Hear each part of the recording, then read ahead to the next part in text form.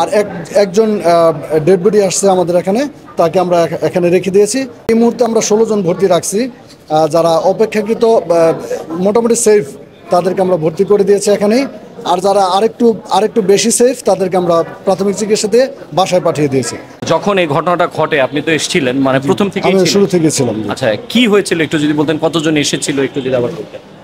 শুরুতেই একসাথে প্রায় 30-40 জন রুগী একের পর এক ঢুকতেছে। আমরা কিছুই বুঝে উঠতে পারছিলাম না। হঠাৎ করেই মানে তারা যখন আসলো, তাদের মধ্যে 2-1 জন রুগীকে যারা নিয়ে আসে তারা আমাদের ঘটনার বিবরণ দিলেন যে ওখানে একটা মানে এরকম দুর্ঘটনা ঘটেছে। অ্যাম্বুলেন্সে করে সবাইকে নিয়ে আসতে পারে নাই, অন্য বিভিন্নভাবে আসছে আর কি। তারপরে এখান থেকে আমরা আমাদের হাসপাতালের অ্যাম্বুলেন্স দিয়ে তাদেরকে ঢাকা মেডিকেল বার্ন ইউনিটে শিফট করেছি। আর তাদের কতজন রোগী এসেছে মোট আপনাদের এখানে আনুমানিক?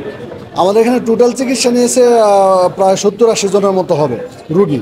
আর তার মধ্যে আমরা প্রায় 30-40 জন রুগী আমরা অলরেডি শিফট করে দিয়েছি, যাদেরকে এন্ট্রি করা সম্ভব হয় নাই ওই সময়। মানে সমস্ত প্রেশার, রুগীদের স্বজনদের প্রেশার, তারপর আমাদের যত ডাক্তার ইনডোরে ছিলেন সমস্ত ডাক্তারদেরকে আমরা সাথে সাথে নামিয়ে দিয়েছি জরুরি চিকিৎসা সেবা দেওয়ার জন্য। তো এই জন্য আমরা হাসপাতালে এই মুহূর্তে ভর্তি আছে কতজন? ভর্তি আছে এই মুহূর্তে আমরা 16 জন ভর্তি রাখছি। যারা অপেক্ষাকৃত মোটামুটি সেফ তাদেরকে আমরা ভর্তি করে দিয়েছি এখানেই। আর যারা আরেকটু বেশি সেফ তাদেরকে আমরা প্রাথমিক চিকিৎসা দিয়ে বাসায় পাঠিয়ে দিয়েছি।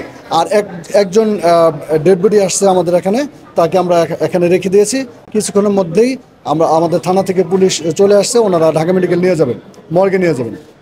এছাড়া বাকি যে 16 জন যারা আহত হয়েছে বেশিরভাগই বয়স কত বাচ্চাগুলার আপনার একটু ধারণা করে?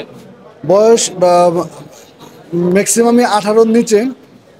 আর কিছু শিশু বাচ্চাও আছে যাদেরকে আমাদের প্রথমেই ঢাকা মেডিকেল শিফট করা লাগছে, বা যেটা খুবই হৃদয় বিদারক। 9-10 বছর, 8 বছর, 9 বছর এরকম মনে হচ্ছে। এরকম বেশ কিছু শিশু যারা আরও বেশি খারাপ লেগেছে, তাদের স্বজন ছাড়া অবস্থায় তার একসাথে করে হয়তো বা 1-2 জন নিয়ে আসছে, একসাথে 4-5 জন।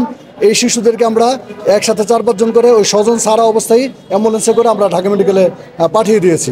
তাদেরকে অন্য কোনো ব্যবস্থা করা সম্ভব মানে দর্শক, আপনারা যদি এখন কোনো বাবা মা তার সন্তানের হদিস না পান, দয়া করে ঢাকা বার্ন ইউনিটেও যোগাযোগ করে দেখবেন। তবে একটি কথা না বললেই না, প্রচুর পরিমাণে নেগেটিভ রক্তের প্রয়োজন, তাই তো?